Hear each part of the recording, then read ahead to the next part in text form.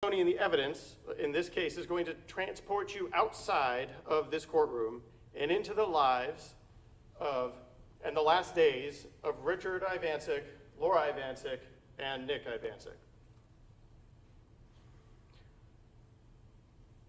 The day before, or 2 days before, he was brutally murdered was Richard Ivancic's 71st birthday. You'll get to hear a little bit about Richard. He was an athlete in high school, married his high school sweetheart, and with her had 4 children. Richard, same name, Renee, Mike, and Mark. They lived in Ohio, and after a number of years, Richard and his first wife separated. Get to the mid-1980s, Richard would eventually meet and marry Laura Ivancic.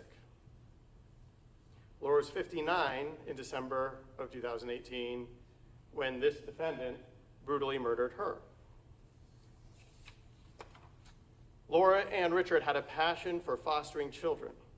Children who didn't have any other place to go, who needed love and care, if only for a little while. Nicholas and Jamie were the 2 children that, after fostering, they were able to adopt, not providing just a temporary refuge and temporary love and care. Instead, Richard and Laura were there to provide them with permanent love and care. Nicholas had been born in 1993, which means he was 25 years old when this defendant killed him. And Jamie had been born in 1997. So in Ohio, where all these people were living for a period of time, Nick, as he got older, teenage years, worked for a time at Burger King. And he becomes friends at Burger King with another employee there, this defendant. Through this friendship, the defendant meets Nick's sister, Jamie. They become romantic, the defendant and Jamie, and they marry. Early on in their relationship, which would have been roughly 2015 and 2016, they moved to South Florida, where Richard had moved, and lived with him for a time. But then they end up moving back to Ohio, where Laura had remained and was living because her mother was dying and she was staying to care for her mother. This defendant and Jamie have a child up in Ohio a little girl named Bella, who would have been roughly 3 in December of 2018, when the most relevant time period. So the defendant and Jamie live with Laura or other members of Laura's family for a little while up in Ohio. And then the defendant and Jamie end up moving back down to Florida and living again with Richard in Spring Hill, here, close to here in Hernando County. Jamie and the defendant and their child live there for a time in Hernando. Laura's mother does pass, and she moves down to Florida to be with Richard. So roughly mid to late 2017, this defendant and Jamie rent a house at 10930 Norwood Avenue in Port Richey, which is in Pasco County. So now they and their child are living there alone, and Jamie has a second child, a little boy who will end up being approximately 1 year old in December of 2018. By mid to late February of 2018, the residence at 10930 Norwood Avenue is abandoned. Family is gone. Jamie's phone's having problems, but Laura and Richard and others still communicate with Jamie via texting or social media. Time passes. Laura and Richard, who had been close with Jamie, living with her, regular part of her life, they keep communicating with her, or trying to communicate with her, and trying to see their daughter. Jamie's family is in Ohio, and they're in Texas, Finally, Jamie and her family, which would be this defendant and the two kids, are going to come to Florida to visit. So by now, Richard and Laura have moved to 1954 Juanita Way, which would have been, they moved there sometime in mid-2018, which is in the little mobile home park in the northernmost part of Tarpon Springs, here in Pinellas County. It's a 55-plus community, but Nick stays with them for the most part too. He lives there as well. And he'd been living with Richard for some time in Florida during at the point where Richard had moved down here. So now Jamie and her family are coming to visit 1954 Juanita Way early to mid-December of 2018. They'll be there for Richard's birthday, the holidays, but at some point between December 2nd and December of 2018 and December 7th, so 2nd and 7th of 2018, Jamie's gray Hyundai vehicle arrives with this defendant, the two kids, but no Jamie. This defendant explains to them how Jamie couldn't make it because of work. She had to stay in Texas. They were also ducking collections investigators because they had abandoned the Norwood Avenue residence. So Jamie remained in Texas and didn't come. So the defendant and his two kids, remember about three and about one, are staying with Richard, Laura, and Nick for at least a week, which brings us to December 14th of 2018. So we know on December 14th that Laura goes on a shopping trip. We know it takes her up to State Road 50 in Hernando County. She goes to a CVS, she goes to a Cracker Barrel, she goes to a bank, and then the last place that we know she goes is to a Walgreens on US 19 in Port Richey, which would be on the way back. And that's at 3:45 p.m. in her red 2013 Kia vehicle. So backing up just a bit, the day before, which would be December 13th of 2018, was Richard Ivancic's birthday. Richard, as I mentioned earlier, turned 71. And on that day, he spoke to people on the phone. In particular, his son, Richard, I'm going to call him Rich to distinguish, his son Rich. And that is the last time that anyone outside of the people staying at 1954 Juanita Way will hear from Richard. Because once you hear the evidence and put the pieces together, it will show that Laura goes on that shopping trip. And either during those hours shopping, as the evidence will suggest, or potentially, maybe on the 15th at a shopping, if she's shopping again, definitely no later than the 15th, that Nick is apparently not home as well, possibly working.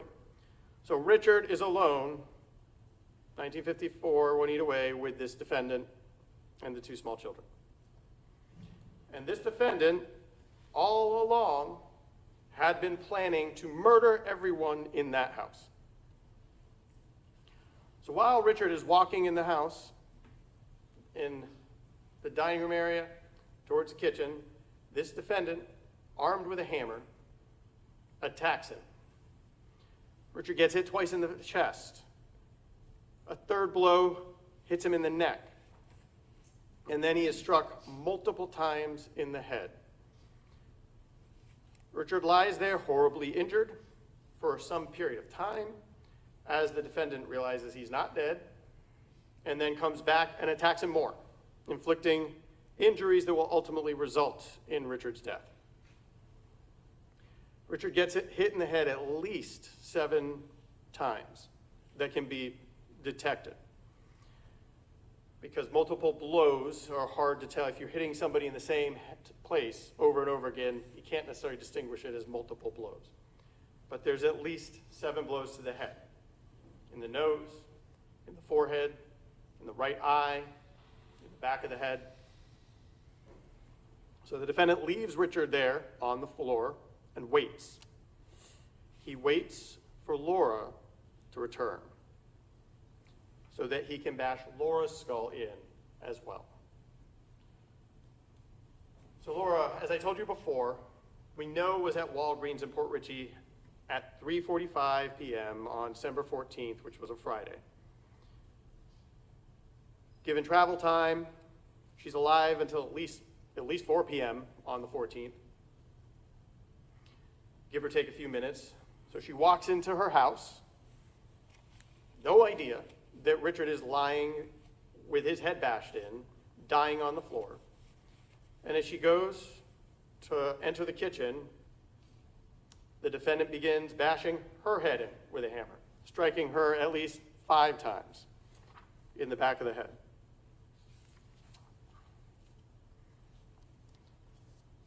So that leaves Nick. While Nick is away, the defendant begins to hide the evidence of his horrible crimes. Both Laura and Richard are apparently incapacitated on or very near to carpets lying on the floor in the respective rooms that they are in.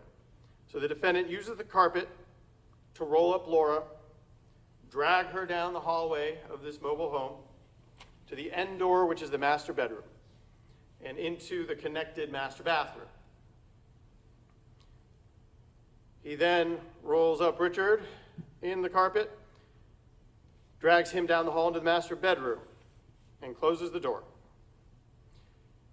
He then mops up the floor to ensure that Nick will not suspect the violent fate that his parents have suffered and the violent fate that this defendant has in store for Nick himself. Nick will eventually return home. It is not entirely clear when, sometime between the late afternoon, early evening of December 14th, possibly sometime on December 15th. But remember, Nick was a friend, a good friend of the defendant. They were close. They are close. So the defendant wants to hang out with Nick one last time before he bashes his head in with a hammer. They get pizza. They hang out. They watch TV. They smoke. Nick even leaves to get more marijuana at some point and comes back. At some point, they watch The Grinch. This goes on. At some point between the early morning of December 15th and the early morning of December 16th, Nick is asleep on the couch in the living room, and this defendant is awake. So now it's time to finish what he traveled from Texas to do. The defendant gets the same hammer, comes up to Nick while he's sleeping, and begins bashing him in the head. Nick springs up, and is not quick, like the defendant will later claim he wanted it to be, and there are multiple blows, bashing Nick's forehead in, causing the injuries that will ultimately lead to his death. At least 3, but in the estimate of this defendant, at least 5 to 7 blows. Nick is similarly dragged from the living room on some type of blanket from the couch into his bedroom and left unceremoniously on the floor just inside the door. About 2.5 weeks pass. Christmas comes and goes. Laura's brother-in-law passes away. Richard, Laura, and Nick aren't discovered dead and rotting at 1954 Juanita Way until New Year's Day of 2019. Multiple family members had tried to contact them between December 14th of 2018 and New Year's of 2019. But as they later found out, this defendant had been answering some texts on Laura's phone as part of his plan in order to throw everybody off, which we did successfully for a time. But on January 1st of 2019, Richard's oldest son, Rich, has been trying to reach his father and has not been able to. He compares notes with other family members, and he's concerned, so he calls law enforcement to do a welfare check so that the law enforcement here can have contact and make sure the people at 1954 Juanita Way are okay. The people were not okay. So Officer Rondos with Tarpon Springs Police Department responds along with other law enforcement officers. It doesn't take long to suspect that this is not the typical welfare check call that you get, and that something far more sinister is going on. And it will take more than just a knock on the front door and making contact. So upon arrival, they get there. There's an obvious hole dug in the front yard. It looks like a grave. Dirt piled up on one side. Walking around the mobile home, there are flies visible on the windows, on the inside. And there's the smell. Law enforcement knocks on the door. No one answers. Front door is locked. But there's a sliding glass door that they're able to enter through a porch. And as they enter, it is more and more clear that this is going to be bad. There's a couch just inside the sliding glass door with blood all over it. And the place is just trashed. Garbage all over the floor in the kitchen. Moving into the living room from the kitchen, there's a drop cloth strangely laid out on the floor. And again, trash is lying around. So law enforcement, while announcing themselves, go deeper into the residence, into the hallway that all the bedrooms are off of. They check the first bedroom on the right. A little unkempt, but otherwise normal. Before even opening the next door on the right, they can see, which would be Nick's bedroom, they can see the fluid pooling at the bottom of the doorway. Open the door, and there's Nick, covered with a tarp. Also, paint poured on parts of him. The room is just a disaster. Paint spattered on the walls, egg on the walls, garbage just piled on the bed in the middle, trashed. Down to the next bedroom, the last room on the hall, the master bedroom. Door opens, and there's Richard, partially rolled up in a rug, covered in paint, as if someone had just poured some paint on him, onto his face. Beyond him, into the master bathroom, is Laura, kind of rolled up in a carpet, a red towel on top of her back, some paint poured on her, and the rooms are just ransacked, trashed. Paint flung around on the walls, stuff piled on the bed, just like in Nick's room, drawers emptied, completely trashed. And all three occupants long dead. So now the investigation begins. A search warrant is obtained to search the residence. Initially, at first check, the identities of the bodies were not obvious, especially Nick. And with the investigation, especially one of this magnitude, a lot begins to happen at once. Medical examiner is going to have to come, collect the bodies to do the autopsies, figure out what it was that killed these people. The scene is going to have to be searched and processed for evidence to try and figure out what happened to these people. Who may have done this to these people? Anyone who could have or could lead to information, law enforcement is going to try and seek out and speak to. So on the scene, various areas of blood spatter are found and documented. Interestingly, several areas of blood spatter on the walls have been painted over with white spray paint. But multiple receipts and similar items are found from the December 14th of 2018 and later. Domino's pizza boxes, McDonald's receipts, notably a receipt from GameStop dated December 16th and a receipt from Home Depot dated December 18th. A white Krylon spray paint can is found in a box of trash on the porch. And in the washer of the laundry room is found a shirt with the Punisher logo on it, and some shorts that appear to have either paint splatter or some sort of chemical, like bleach or something, splatter on them. Fingerprints are attempted from all kinds of different objects, all kinds of different places within this residence. Ultimately, a hammer is located underneath the master bedroom bed. That hammer will eventually be tested for DNA, and it will match its last victim, Nick. This defendant's fingerprints end up being found all over the place. Jewelry box in the master bedroom, on that Krylon white spray paint can, on a package for masks. I say masks, I'm going to call them COVID masks. But remember, back in December 2018, nobody had heard of COVID. Nobody had even heard of a COVID mask. We all learned about that in 2020. But those things were still sold, still available, and there was a package for them with this defendant's fingerprint on it. There are also some things that should be there that were not. Most notably, Laura's red 2013 Kia vehicle is nowhere to be found. The only vehicle there is Richard's, a van belonging to Richard that was really Nick's, that Nick would use.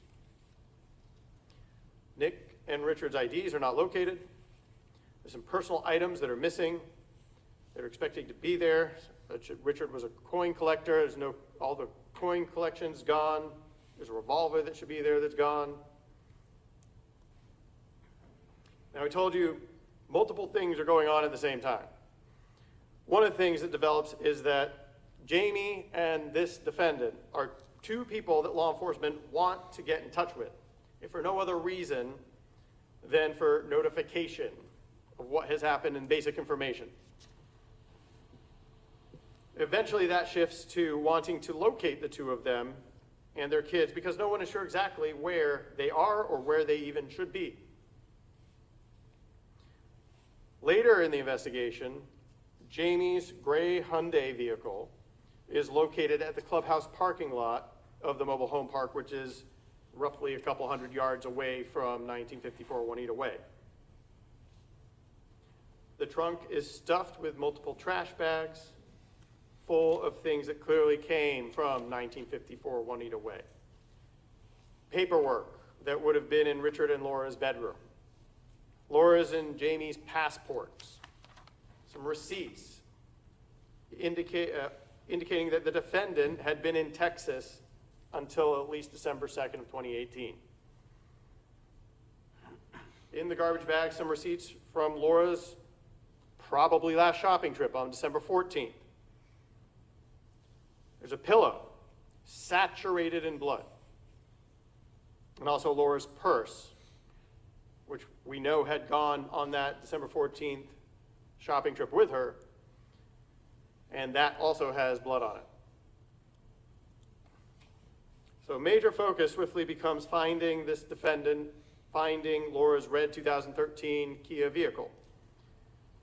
With the help of law enforcement in Ohio, on January 3rd, 2019, Laura's 2013 red Kia vehicle is discovered at 1573 Newman Avenue in Lakewood, Ohio. And one of the people staying at that address at that time was this defendant. So Detective Anderson and Detective Scarpati with Tarpon Springs Police Department travel to Ohio. The 2013 red Kia is eventually searched, and more receipts are found. Walmart, McDonald's, and more, spanning dates since December 16th of 2018. 1573 Newman Avenue is searched, and a wallet with Richard and Nick's driver's license is located.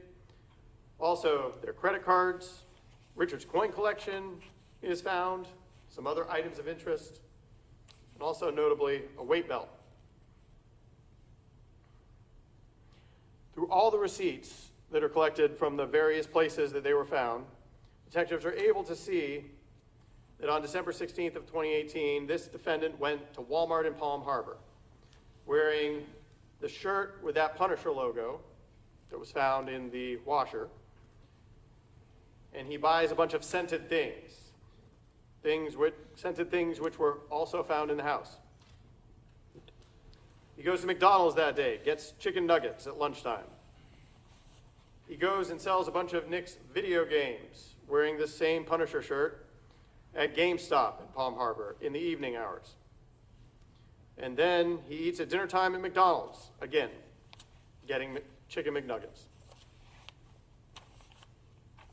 On December 17th of 2018, in the evening, he's at McDonald's again getting chicken McNuggets. December 18th of 2018, the defendant spends the late morning hours going to Walmart in Port Richey, where he purchases that Quinlan white spray paint, as well as the COVID masks. Also, some additional items to include clothes that he will later be seen in. He goes to McDonald's that day around lunchtime and gets, surprise, chicken nuggets. And then he goes to Home Depot in Port Richey. At Home Depot, he buys tarps, which are found in the residence. One of them laid out. One of them appears to be on Nick.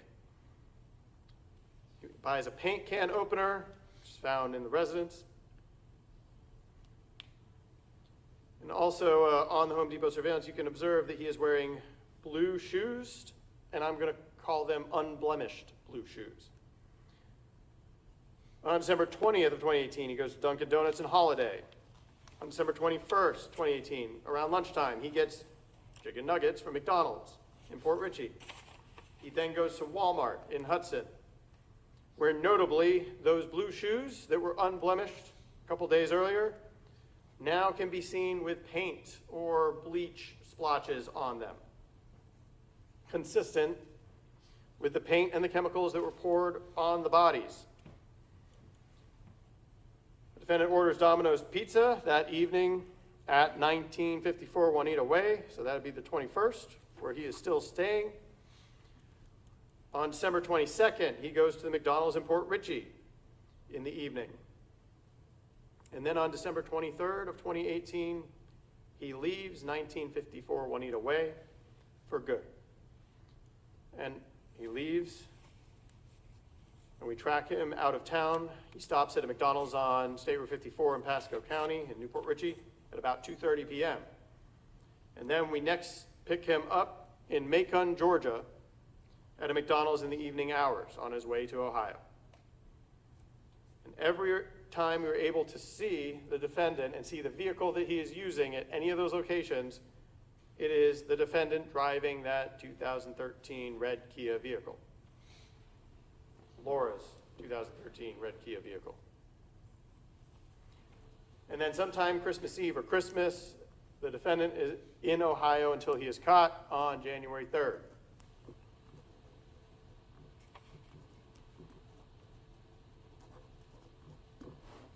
Defendant has, detectives get different records, different communications the defendant makes, and they reveal some of his activities, what he was planning to do as all this is playing out.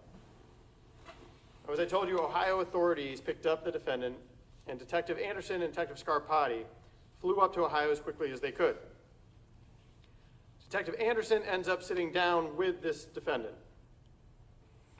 and the defendant confesses. Chillingly, heartlessly, methodically, he describes his version of what he did and to some degree why he did it. One thing he says, though, that no one knew yet, although some had been starting to suspect and likely would have been discovered soon after, is about Jamie. Remember the defendant's wife, Jamie Ivancic, who he lived with at 10930 Norwood Avenue in Port Richey. Way back in January, February of 2018, well, it turns out that Jamie never moved away from Norwood Avenue. The defendant had killed her. According to the defendant, during an argument that turned violent, Jamie had armed herself with a knife. The defendant had disarmed her and then strangled her.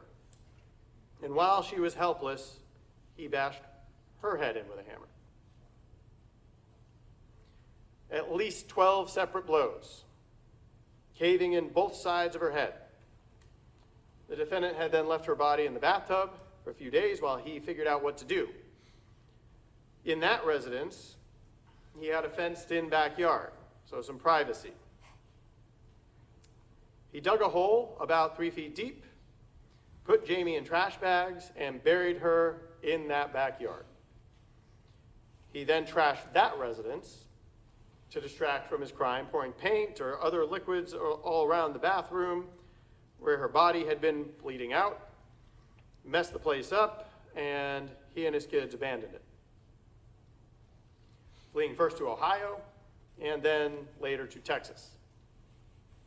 And since then, the property manager had renovated the residence, rented it out again, and no one had yet thought to excavate the backyard looking for Jamie, who was, as of yet, no one had realized was missing.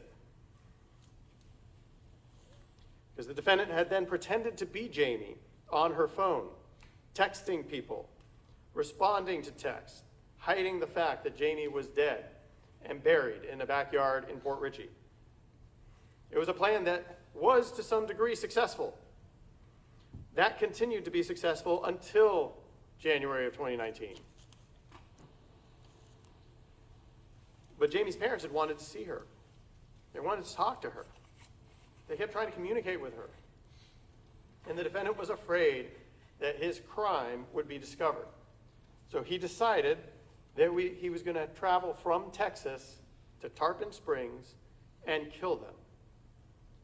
He planned to kill them, to take their stuff, and to do the same thing with them that he had apparently succeeded with Jamie. So when he arrives at 1954 Juanita Way, without Jamie, it had nothing to do with Jamie having been at work or creditors trying to reach them. It was because she had been dead and buried for 10 months. He arrived to execute his plan that would help him avoid arrest and avoid the consequences of his actions. And execute it he did. I expect the evidence to show that days before starting his Tarpon Springs murder spree, he was planning on taking Laura's car and going back to Ohio. He waited until he could safely crush their skulls with a hammer, one at a time, when he's alone with Richard. I say alone because the two children were very small, but while he was alone with Richard on December 14th, latest December 15th, he bashes his head in. He describes how he had to go back over and finish the job because initially he thought Richard was dead, but turned out he wasn't. Defendant patiently waits for Laura to return and then bashes her head in with a hammer. He then moves their bodies to the master bathroom, cleans so that Nick won't realize that his parents are both dead in that trailer when he arrives. And of course, the defendant likes Nick. Nick's his friend. Doesn't like him enough not to violently murder him, but likes him enough to hang out with him for probably maybe the entirety of December 15th. And then when Nick is asleep, he swings the hammer at him. Again, Nick was jolted awake, and in the defendant's words, I think the defendant's words are jolted awake. But the defendant is unrelenting, continues to bash Nick's head in for another 6 or 7 times by his own count, until Nick is sufficiently incapacitated, and then he drags Nick's body into the bedroom. So then there's phase 2 of the plan. Remember, bashing Jamie's head in with a hammer and burying her in the yard, trashing the place, worked so well the last time. So the defendant begins the process of burying the bodies in the yard at 1954 Juanita Way and of messing up the crime scene. In so doing, he moves the couches around. He moves the couch that Nick was killed on into a different room to block off the entryway. He goes out to buy that Krylon spray paint. He uses that to spray paint on the walls to try and hide the blood spatter. He gets the tarps from Home Depot, and he gets rope at Home Depot so that he can wrap the bodies up and drag them out to bury them in the yard. He pours paint and chemicals on the bodies to try to help with the smell. He starts digging the hole. But sometime around the afternoon of December 18th or on December 19th, he has to change the plan. He realizes that Richard is too heavy for him to get to the hole, and that he may not have the ability to get the 3 bodies from the house into the yard during the cover of night and into the hole that he has been digging. He still messes up the house, but now his plan changes to he's going to leave the bodies where they are. He's going to go back to Ohio. He's going to work out, exercise, bulk up. Remember that weight belt I told you about? And in the meantime, perhaps the bodies will get lighter as they decompose. And then the defendant will return sometime around February, complete the plan, and bury the bodies. He uses Laura's phone to send messages to her family members, just like he did with Jamie. So on December 23rd of 2018, when he leaves 1954 Juanita Way, leaves the decomposing bodies of Richard, Laura, and Nick en route to Ohio. He does so to enjoy the remainder of the 3 weeks that he had bought himself for the price of violently ending 3 lives. Now, that's not all the evidence that I expect you'll hear over the next few weeks. Over the course of the next few days, Mr. Doga and I will be presenting evidence to give the general circumstances of the crime, but also to prove 4 different aggravators with respect to each of the 3 murders. 1, that the defendant has been convicted of another capital felony or violent felony. And since the defendant sits before you, having already pled guilty, he has been convicted of manslaughter for killing Jamie, which satisfies that aggravator, and also for each other murder he's been convicted of. 2, that the defendant committed the offense to avoid arrest. That in murdering Richard, the defendant was trying to avoid the arrest for killing Jamie. That in murdering Laura, the defendant was trying to avoid arrest for killing Jamie and Richard. And that in killing Nick, he was trying to avoid arrest for killing Jamie, Laura, and Richard.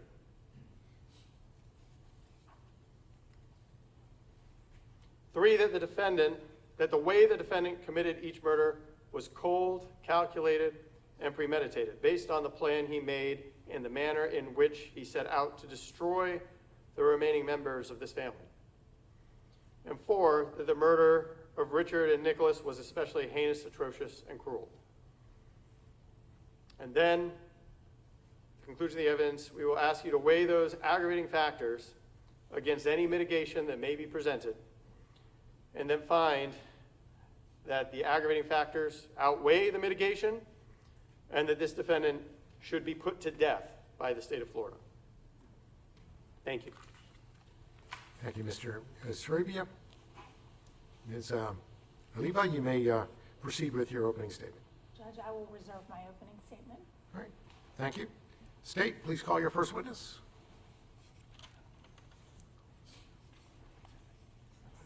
State would call James Quinlan.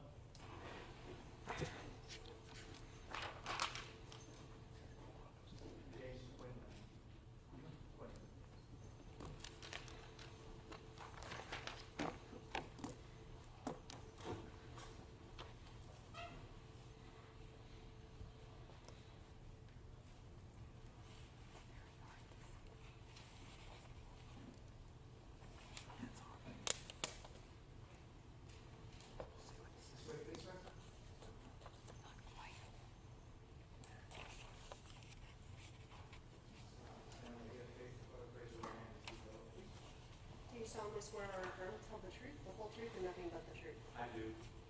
This way, please, sir.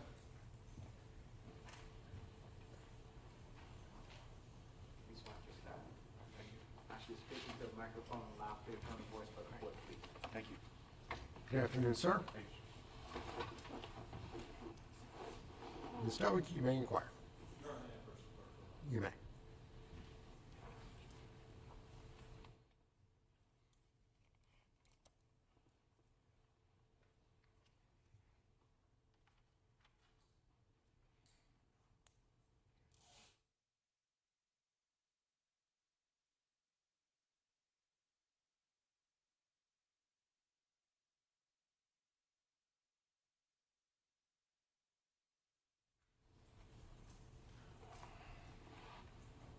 Good afternoon, sir. Good afternoon. Could you please state your name and spell it for the record? My name is James Michael Quinlan, and it's Quinlan. And where are you employed? I retired on July 4th. Where were you employed prior to that? Prior to that, I worked for the State Attorney's Office as an investigator. And as an investigator with the State Attorney's Office, is that a position where you would be a sworn law enforcement officer? Yes, I have been. I've been a sworn law enforcement officer 40 years this year. Back in 1985, I went to the academy, was sworn in. I have a bachelor's degree in business with a minor in finance. And prior to becoming a law enforcement officer, I was also Air Force military intelligence. What sort of training did you get to become a law enforcement officer? The basic academy training, but in my entire career, most of my career I spent as an investigator, and I've probably been to every school imaginable except for a canine school to be a canine officer. I've done all kinds of narcotic, homicide, burglary investigations, economic crime investigations, hundreds. And were you working in that capacity as an investigator when actually, let me take a step back for a second. Were you called to assist in an investigation on January, I believe it's January 2nd of 2019? January 1st. January 1st, okay. Yes, So sir, you were there 2019. So was that the first day of that investigation? For me, it was, yes, sir. How did you become involved in that? How were you called? So at that time, my role since probably 2014 with the State Attorney's Office was that I was a liaison to law enforcement for like homicide cases and grand jury cases and that kind of stuff. They actually had an investigator who was assigned to assist Tarpon Springs Police, which is a smaller police agency here in Pinellas County, and they were unable to reach him, so they called me that morning and asked me if I could assist in the case. They would probably have a need for a prosecutor and a judge for a warrant. Okay. And were you able to provide that assistance? Yes, I was. Okay. Did you go actually go out to the scene to Yes, I participate in did. that? I spent probably 10 or 12 hours at the scene on January 1st, 2019. And did they ask you to do anything else to assist with that investigation? That day, nothing else was done. I was only a tool utilized to facilitate a prosecutor and a judge. Okay. And after that day, I agreed to help them out. And I would go in the morning and do my work here, I had to do in the morning, and then go to Tarpon Springs Police, and they had a to-do list. It was a list of leads and things they had to get done. It's a smaller agency, it's very small, police department, small CID unit. And so I would take things off that list and go do them for them in the daytime. Can you explain to the jury what a CID unit is? So CID is Central Investigations Division. It's usually people who are assigned preliminary to work on specific crimes like burglaries, homicides, rapes, narcotic investigations, and that kind of stuff. Tarpon Springs Police has a smaller CID unit than most agencies in Pinellas County, and that's why we used to provide an investigator to them who was not available the day they called for help.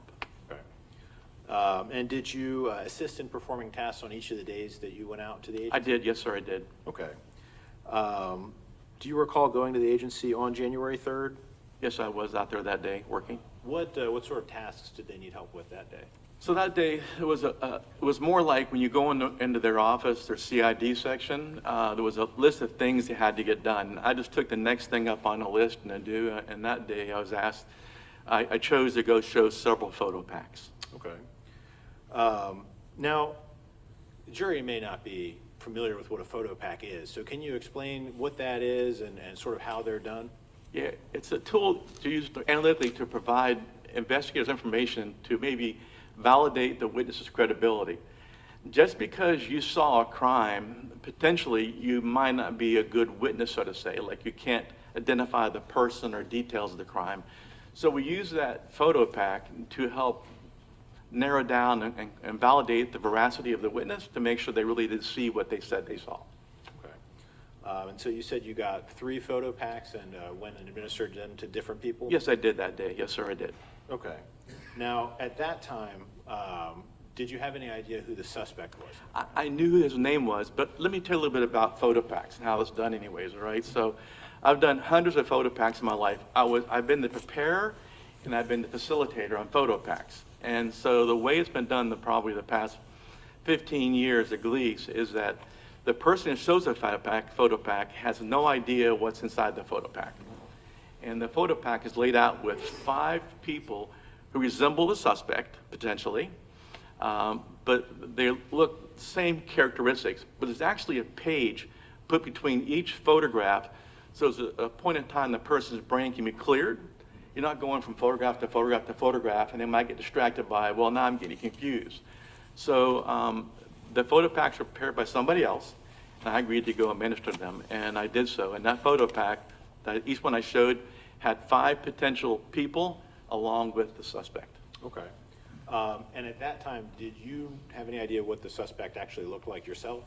I knew a little bit about it, but I wouldn't know the photo pack because when I take it out, it's a blank canvas. I take it out of the envelope, and as I bring it in, I've not done the arrangement of the photographs. I don't put them in like 1, 2, 3, 4, 5, 6.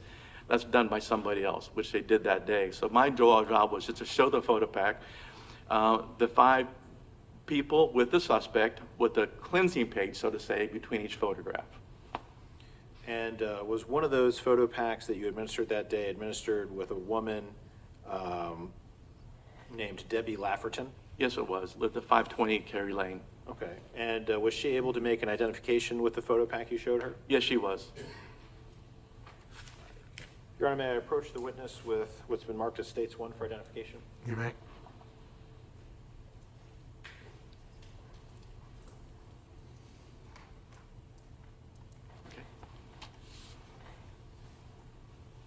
Mr. Quinlan, do you recognize that? I recognize my handwriting in front of it. Yes, I do. And what is that? It's evidence. It's been opened and sealed by somebody else along the way, but this is a evidence package that you seal up your package you've done the photo pack in. Now, you mentioned that you recognized your handwriting on the front of it? Yes, I do. In fact, you ask them a series of questions to make sure they clearly understand how important it is not to guess. You can't say you're 80% sure that's the person or you're 70% sure. It's either you know the person or you don't know the person. And I go through and clarify that with them ahead of time to make sure that when they do pick somebody, that's the person they believe it to be. Now, of course, sometimes a person may know about the crime or the inference of the crime, but they really can't identify that person. They'll say, I can't pick him out or pick her out, whatever it might be, which is very normal. In fact, it happens more often than not. And Mr. Quinlan, can you open that package up and take a look at that photo pack?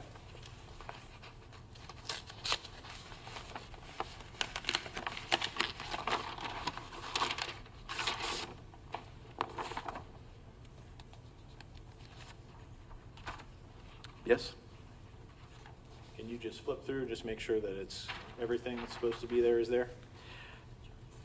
If this is what I sealed up originally, it'd be the 5 people that resemble the suspect, and then, of course, the suspect picture.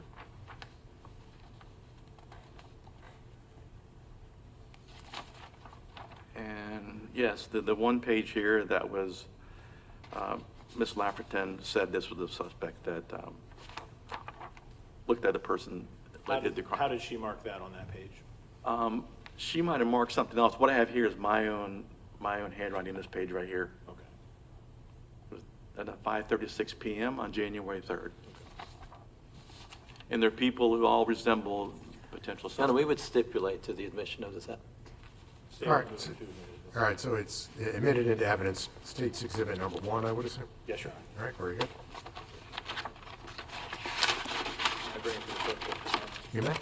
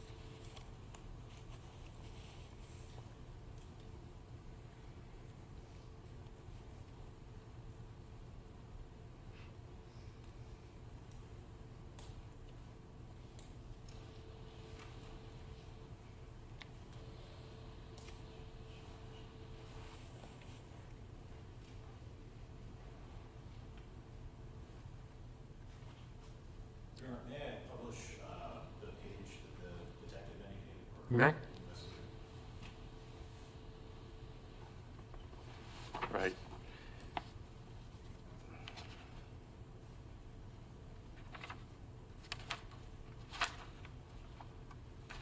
Page number 4. I might also like to say is that the pages that separate that are not included in that pack today, Okay. the blank pages. Did Ms. Lafferton indicate what she was identifying him as doing? Um, That identification. She had told me that he was seen at the residence. For the record, I'm showing page 4, from stage 1 to the jury at this time.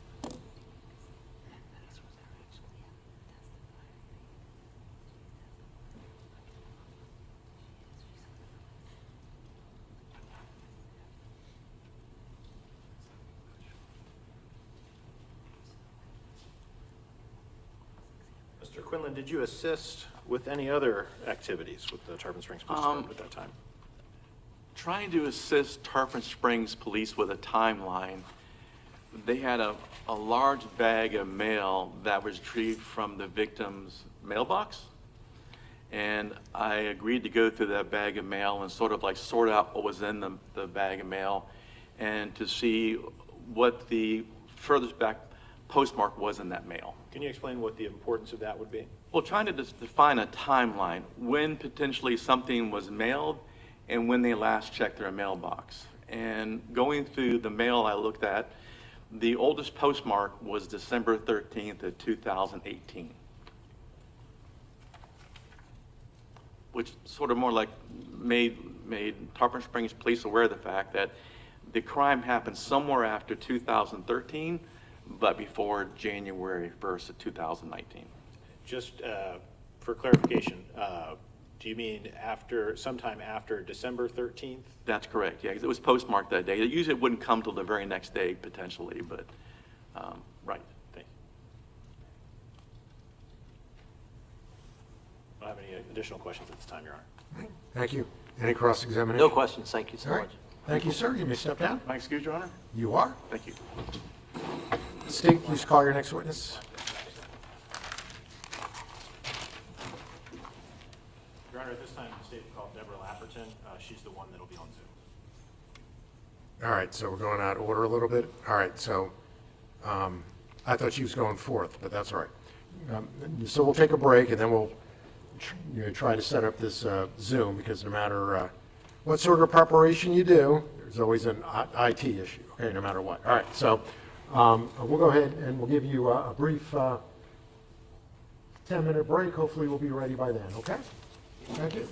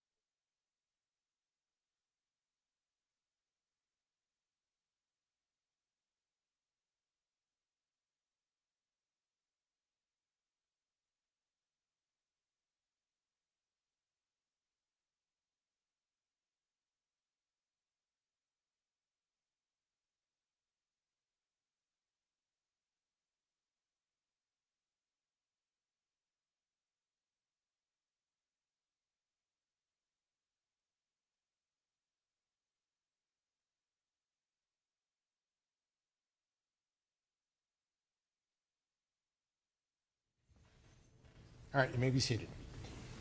All right, everyone's here, including the state and the defense and the defendant.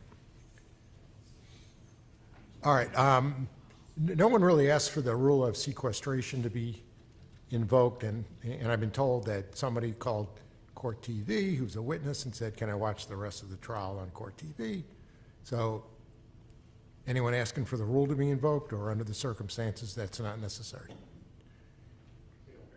We're not asking for the rule to be invoked. You're not asking? No. Okay. Thank you. All right, so Ms. Lafferton, can you hear me? All right, and for some reason, I can't hear you. I don't know if that's because I don't see where you have your audio turned off. I don't think you do.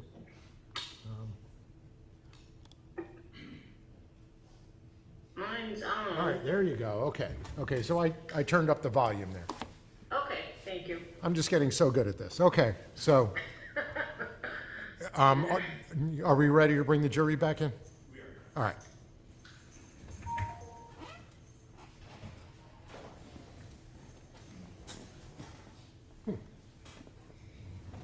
Oh, all right. I left my water in the witness room. Oh, well.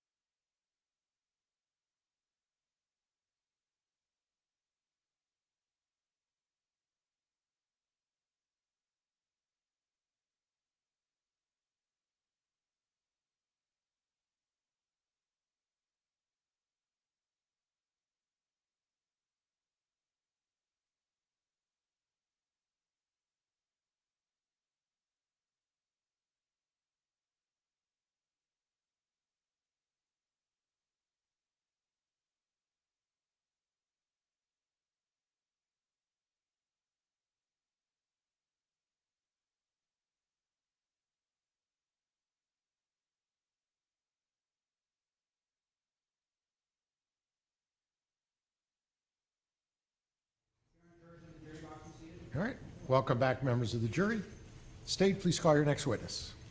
Thank you, Your Honor. This time the state calls Debbie Lafferton.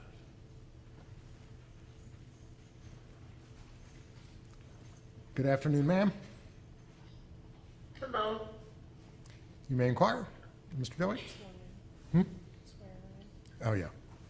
All right, ma'am, please raise your right hand. Do you swear or affirm to tell the truth, the whole truth, and nothing but the truth? I do. Very good.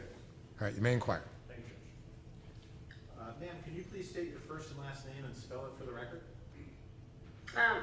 Debera Lafferton, Debera Lafferton.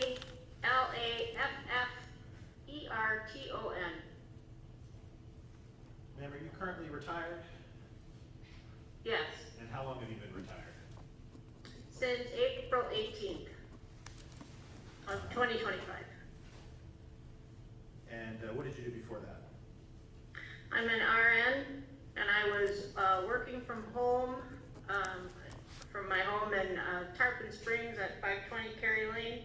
I was working, doing utilization review for HCA Corporation. About how long did you do that? 7 years. Okay. And so, did you start doing that in 2018 then? Yes, July 2nd, 2018. And where do you I've reside? been a nurse for 45 years, but I'm sorry. Okay. Where do you currently reside? Currently, I'm living in Oshkosh, Wisconsin, And how long have you lived there? since April 27th of this year, 2025. And where did you live before that?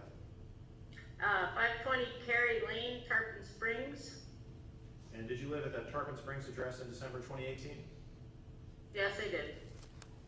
How long did you live at that address total? I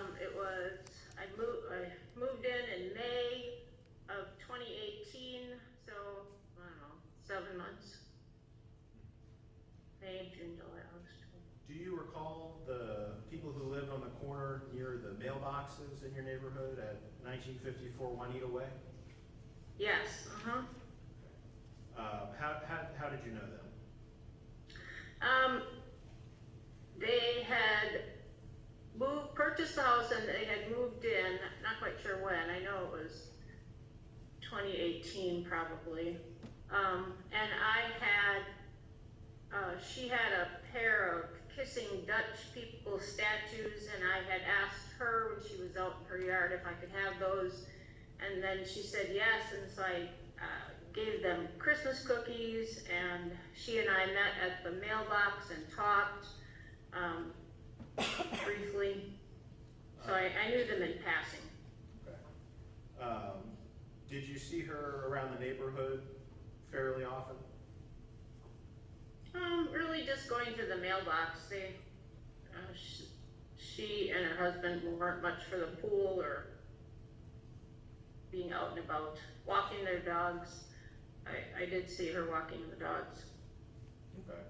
Now, did there come a time in December of 2018 where you stopped seeing her walk the dogs? Yes, as far as an exact date, it was just before Christmas. I know that. Would it be fair to say that it was sometime around the middle of the month? Yes. Did you ever see her out and about with her grandchildren that month? Yes, she had, I think I was told that they were 3 years old and 2 years old, and her grandchildren were visiting, and they would walk with her, walking the dogs. Now, after the point came where you stopped seeing her out and about walking the dogs, did you ever see her out of her residence at any point after that? No. Did you ever see anybody else in the vicinity of the residence after you stopped seeing her? Yes, there was a young man outside the residence on 2 occasions. I saw him and he was doing what looked like landscaping, but he was digging a trench, and it was about 3 to 4 feet deep, and at the time I saw him, it was at least 6 feet long. Did that strike you as odd? Yes. I remember telling my friend in Wisconsin that there's some guy digging what appears to be a grave outside of this house, but I said, it's just odd that he's out there digging this trench. So is that what it looked like to you then? It looked like a grave, yeah. I mean, the dimensions, to me, look like a grave. Had you ever seen that man in the neighborhood prior to when you saw him out digging the grave? No. Was anybody with him when he was digging the grave? His children were outside with him. I was walking my dogs, and they started to run over because they wanted to pet the puppies, and I had to tell him to not have his kids approach my dogs because they weren't used to children. Were you concerned with what might happen? Yeah. Now, after you saw the man a couple times in front of that residence digging the hole, did you ever see anybody else in front of that residence afterwards? No, Now, did there come a time that the police came out to the residence and there was quite a commotion there? yeah, that was January 1st of 2019 What do you remember in the about that? afternoon. In the afternoon, they were putting up crime scene tape. Okay. Did the police ever come speak to you about what you might have seen? Yes, during the first couple weeks of January, there was a meeting at the clubhouse by the police, and the detectives asked if you had seen anything, no matter how small, please come forward. So I talked to the detective, and then they did send a detective to my house to take my statement. Okay. And did you tell them what you had seen at that time? Yes, Did they subsequently send an investigator out named James Quinlan to show you what was called a photo pack? yes, Were you able to take a look at that photo pack at that time? yes, he showed them to me one at a time. And when you looked at that photo pack, did you identify the person you had seen digging that grave in front of the residence in that photo pack? Yes,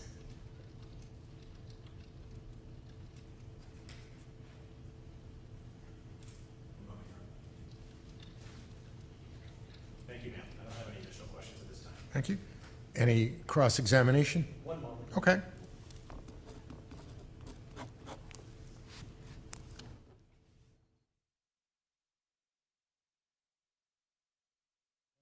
Appreciate it. thank you.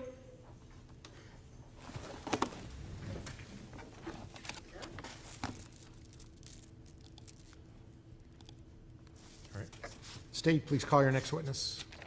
Time to save the call, Donna Godsey.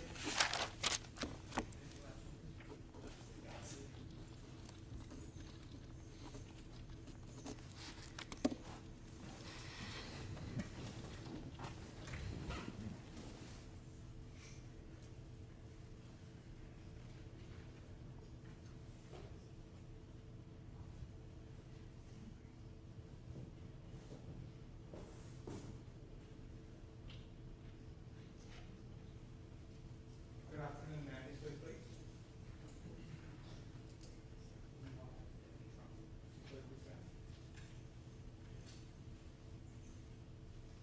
Step up and hold this.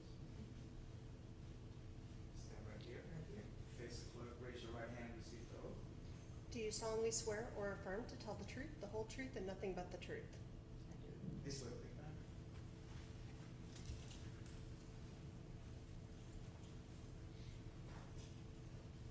Please watch this step, okay?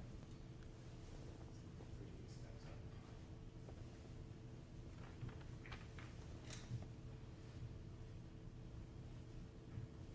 I'll ask if you speak into the microphone, loud, clear tone of voice for the court, please, all right? Thank you. Thank you, ma'am. Good afternoon, ma'am. Mr. Doig, you may inquire. Yeah, have you sworn her in yet? Yes. Yes. Okay, that's okay. Sometimes you just can't swear enough. Good afternoon, ma'am. Could you please state your name and spell it for the record? Donna, Godsey, Could you spell it? pardon, Could you spell your name for us? spell it, Yes, ma'am. Godsey. Thank you. Ma'am, are you currently retired? Yes, How long have you been retired? well, over 20 years. And where do you reside? Pardon, Where do you live, ma'am? Target, Tarpon. What neighborhood? in the Meadows, it's called the Meadows Mobile Home Park. And is that a retirement community? I'm sorry, I can't hear Is you. that a retirement community? Is that what? A retirement community? Yeah, Or a 55-plus community? Right, I guess I should say. right. Yeah. Did you live in that neighborhood in December of 2018? yes. How active are you in your neighborhood? At the time, I wasn't real active because I was traveling a lot. Do you try to interact with your neighbors when you're around though? Yes, And you try to keep in touch with them, speak to them and things of that nature? yes, In fact, when this case got set for trial, and subpoenas went out, did you actually go check on your neighbors to see if they got subpoenas? yes, So you try to keep on top of things, it seems, right? yes. And have you always more or less been that way? And I what? Have you always been that way, that sort of neighbor? Well, yeah, I mean, because all the neighbors around me are the ones that pretty much knew everything going on. Do you recall the people that lived on the corner near the mailboxes at 1954 Juanita Way? Mm-hmm, yes. Did you know the people that lived there? Briefly. I don't think they'd been there too long. Can you tell us what you did know about them, or how you knew them? Well, the husband, I saw him, I never really talked to him, and the lady, I had talked to her maybe twice. So I saw her walking her dog some, but that's about all. Okay. About how old did they seem to you? I think he looked like he was in his 70s and she was maybe 10 years younger. And you said you saw her out and about the neighborhood a little more than him? Yes, Did you ever speak with her? twice. Did you speak with her at all in December of 2018? Yeah, I think it was around then. Did she say anything about what was going on in her life at the time? No, Okay. no.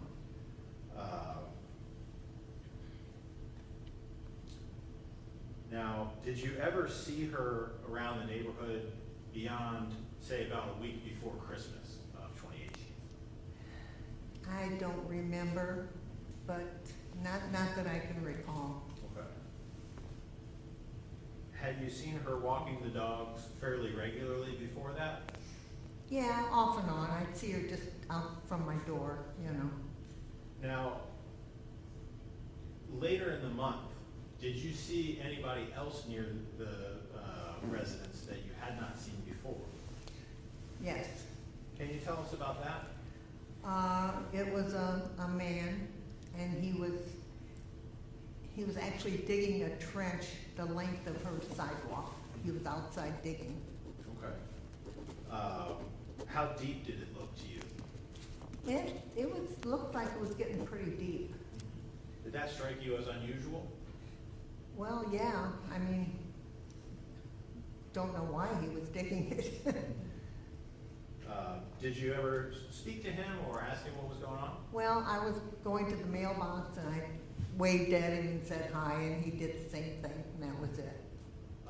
Was anybody with the man when he was digging that No. trench?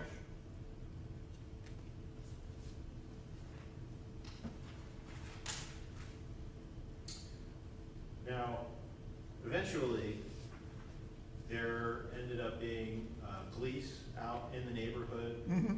to look into what had happened at Yes. 1954 Juanita Way. Were you in the neighborhood when that all happened?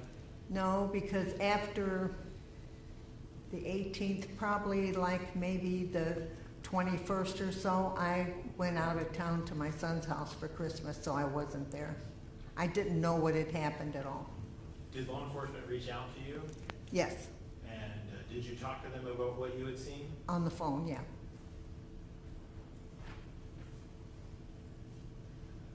I don't have any additional questions at this time. Thank you, ma'am. Thank you. No questions, thank All you. right. Thank you, ma'am. You may step down. Yeah, thank you. You're done.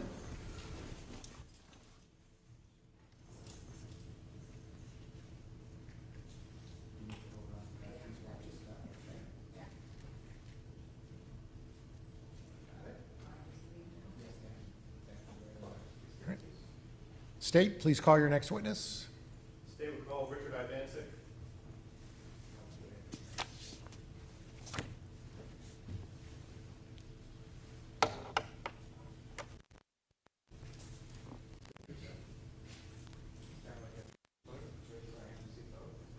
you solemnly swear or affirm to tell the truth, the whole truth, and nothing but the truth?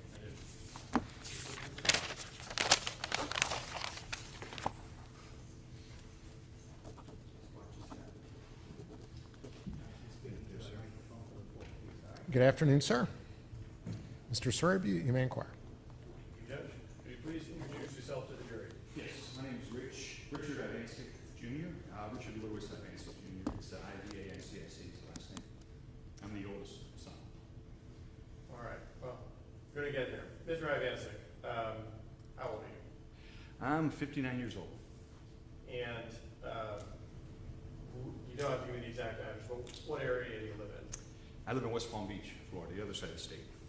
And how long have you been down there? Over 30 years. Now, I want to ask you about some people. Did you know someone else by the name of Richard Ivancic? Yes, my father. Okay. And do you know his date of birth? Yes, December 13th, 1947. Okay. Now, whereabouts were you born? What area of the country? Cleveland, Ohio. And what's your mother's name? First name? Janet. Now, your mother, Janet, was she married to your father? She was. They were high school sweethearts. And where did you all live when you were young? West side of Cleveland, pretty much all over the west side of Cleveland. Ohio people? Ohio people, yeah. It's all Ohio to me. Very good Midwestern people. And do you have any brothers with the same mother, Janet? Yes, Or any yes. sisters? Yeah, one is here today, Mark, my youngest brother. Mike is the third oldest, and then my sister Renee is here today as well. There's actually 4 of us within a matter of 6 years. Okay? Okay. So we're very close in age, in other words. So do you know Laura Ivancic? Yes, Who is she? I knew her. Who is she? She's my dad's second wife. Okay. And when did she come into your life? About a year after I graduated high school in 1985. Okay. And obviously by then your father was divorced, and did he marry Laura? Yes. And while they were together through the 80s, 90s, what area of the country? Could we approach? In Ohio. All right, you may.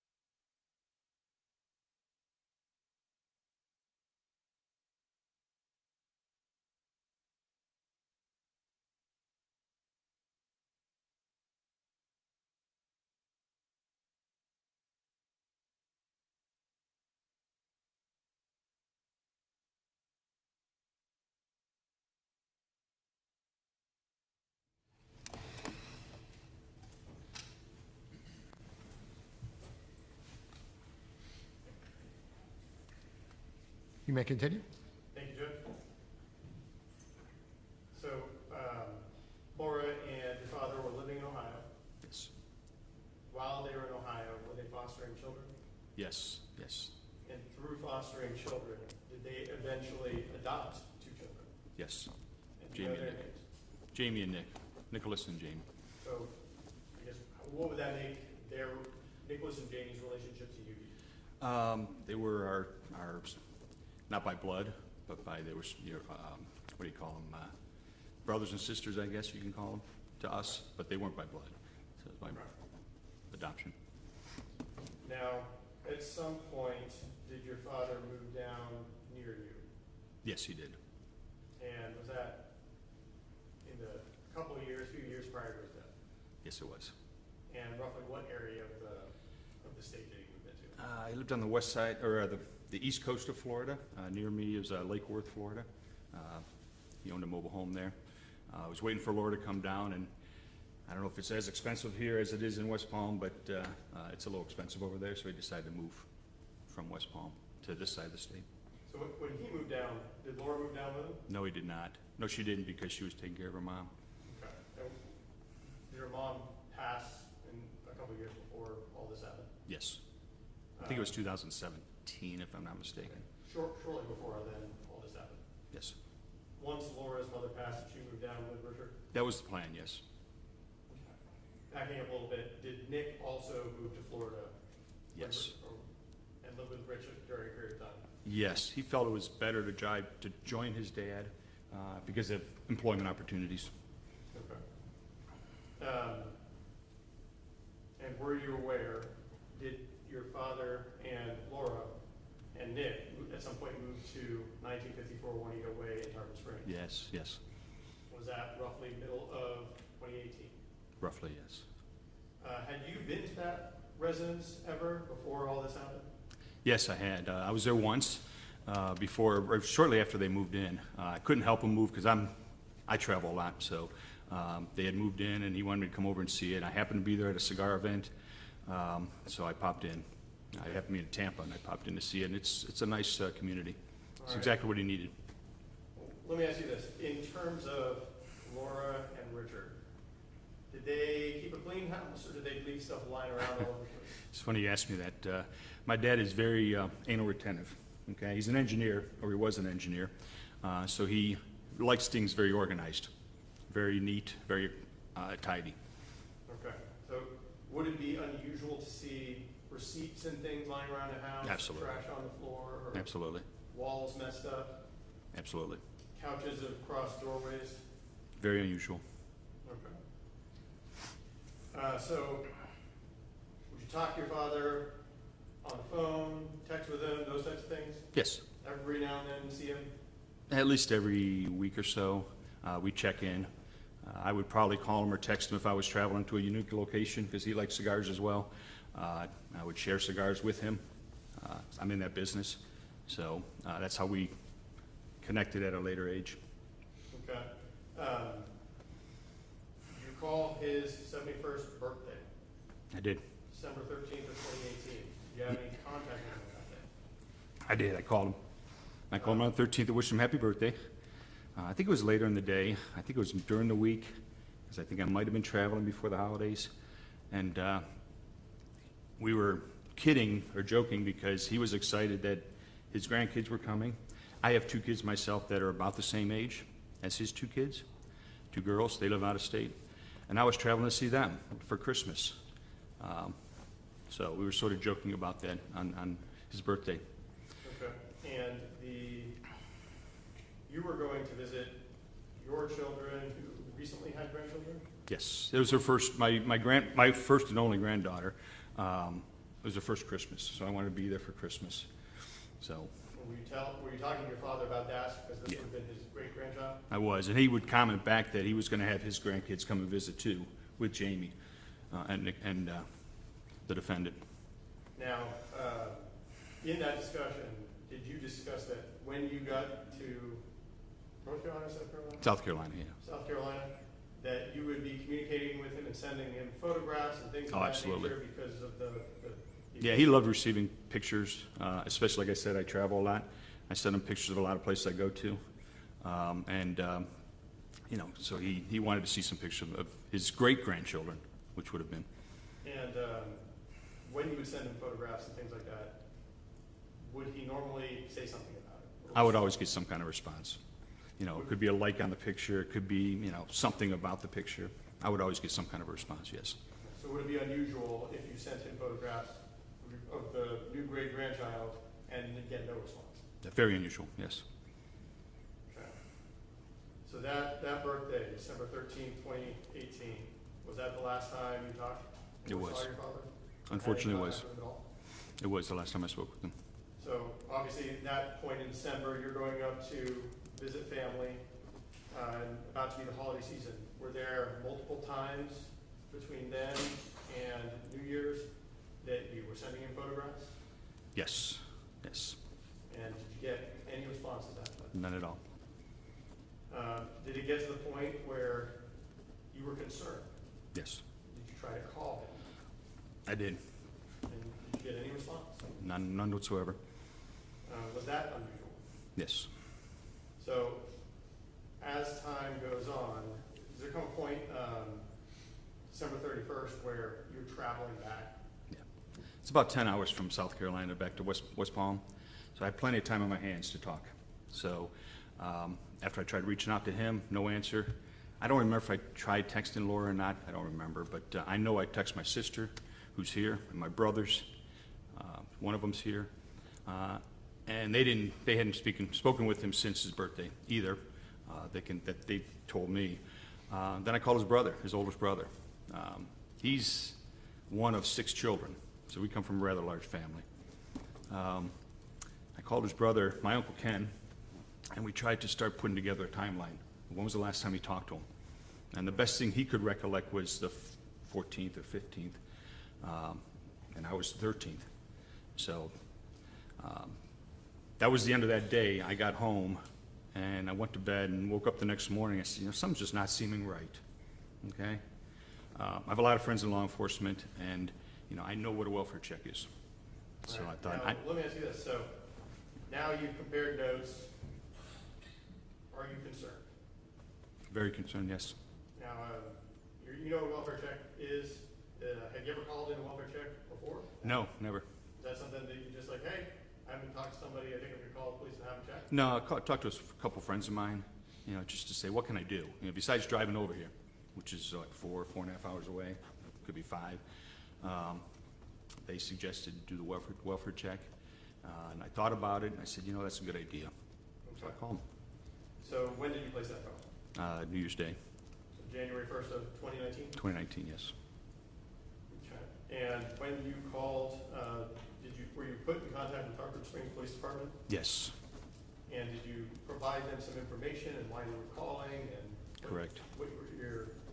Why they were gonna end up going out to 1954 Juanita Way? Yes, I gave them the address, told them what my concern was about the pictures, not hearing back from them.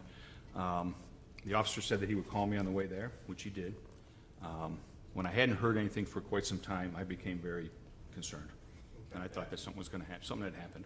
Was there in having the officer go out and do the welfare check, were you hoping to hear back from the officer pretty quickly? Yeah, it was. And in fact, did you get upset when you hadn't heard from him in hours? Yes.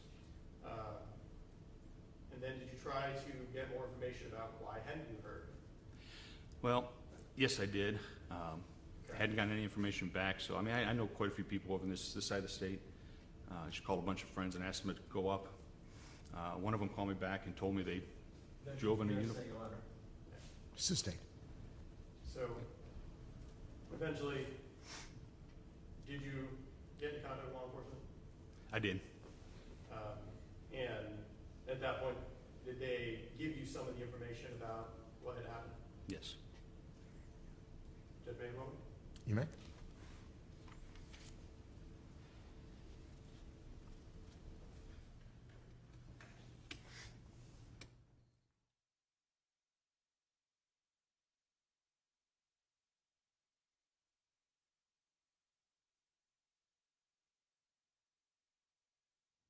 Couple questions for you. Was Nicholas also living at 1954 when you? Yes, it was. It was. And there was a van there, was that the vehicle that Nicholas generally would drive? Yeah, it was in my dad's name, I believe, but he was driving it because Laura and him were sharing the other car, the Kia that was stolen. Okay. Did there come a point around January 4th-ish where after law enforcement, maybe 4th, maybe 5th, after law enforcement had been in the house and done the investigation, that you had an opportunity to go in the house? I did. Now, and did you see the state of the house? I did. Is that the way that your father would have, and your stepmom would have kept the house? Absolutely. Something I will never forget for the rest of my life. I don't have any more questions. Thank you. Any cross-examination? There you go. All right. All right, Mr. Sarabia, would you like to present anything else? Yes, Judge. Judge Ivancic would like to present subject to the fact. All right. Hang on a second, okay.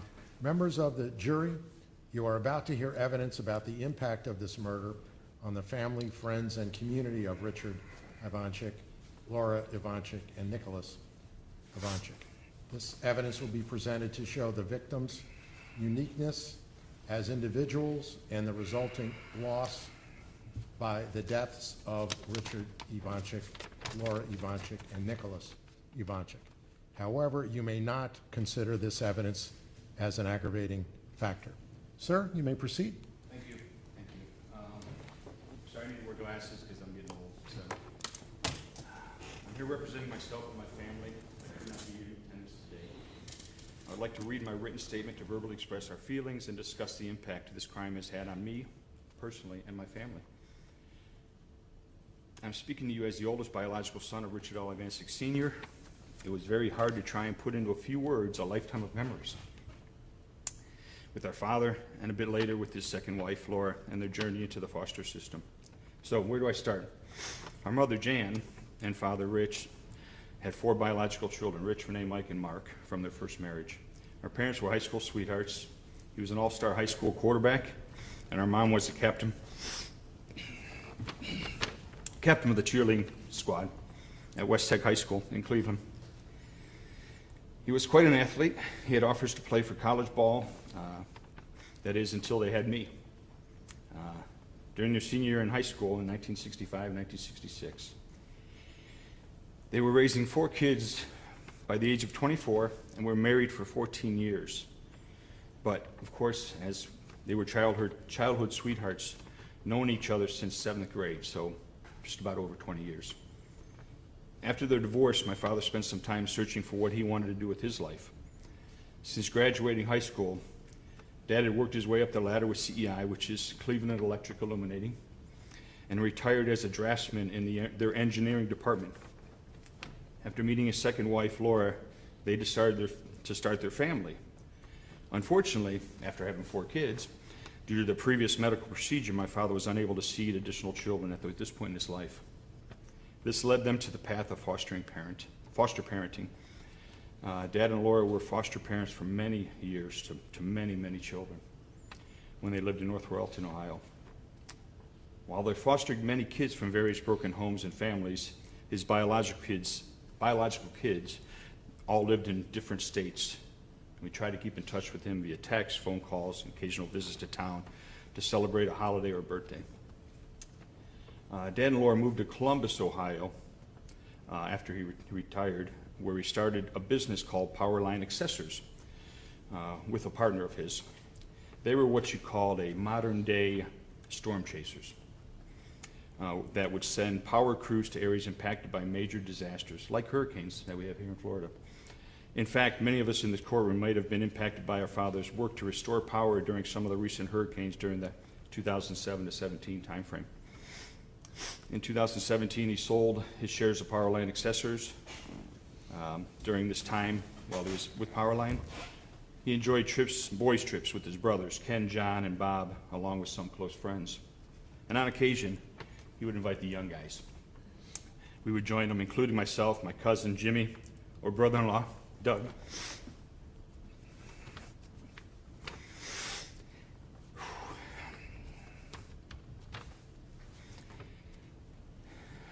I'm sorry, Judge.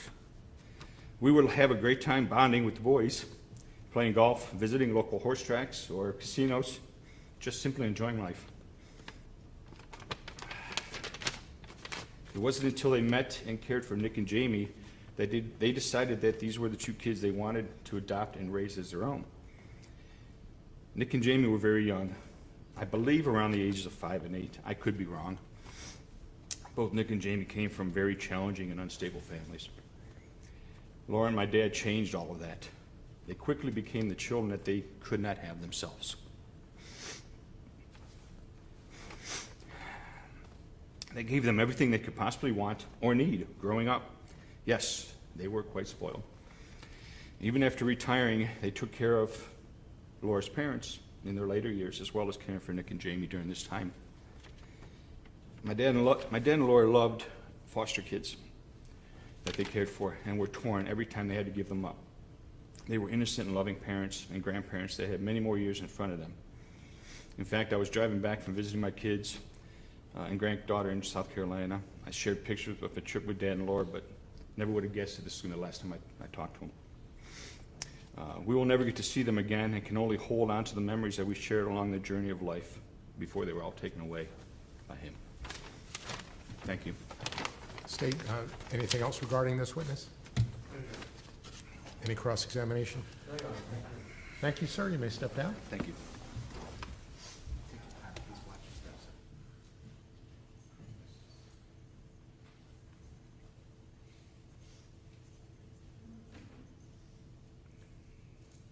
State, any further witnesses for today?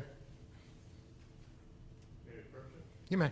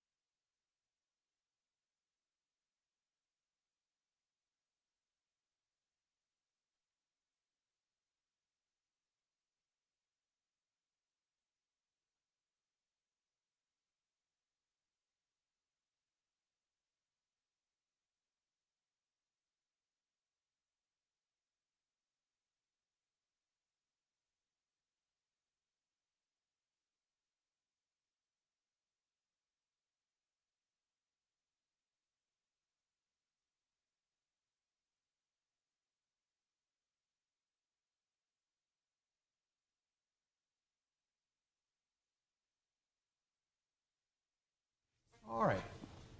Members of the jury, that's all of the witnesses that we're going to have today. So we're going to stop for the day a little bit early, which is not bad news.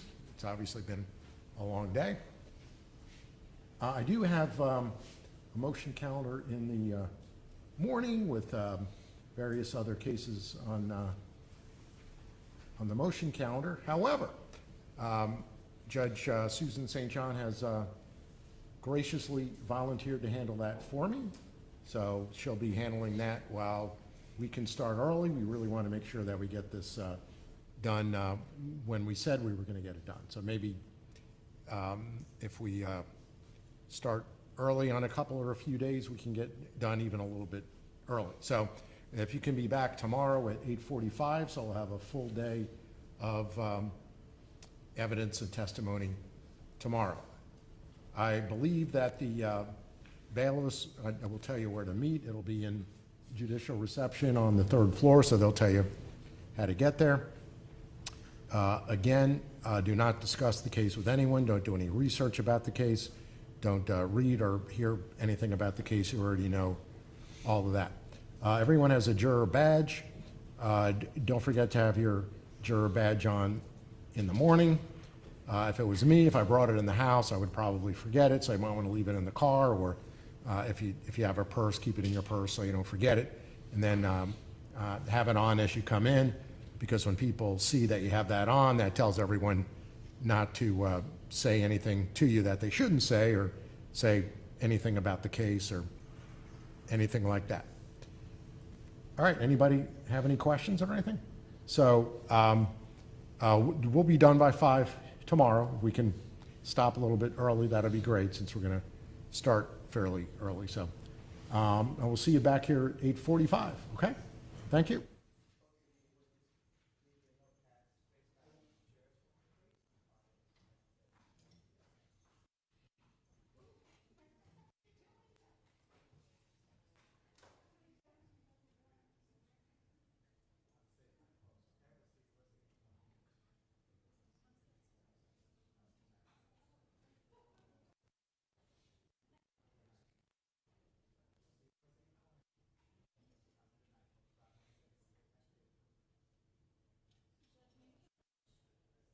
Okay. All right. State.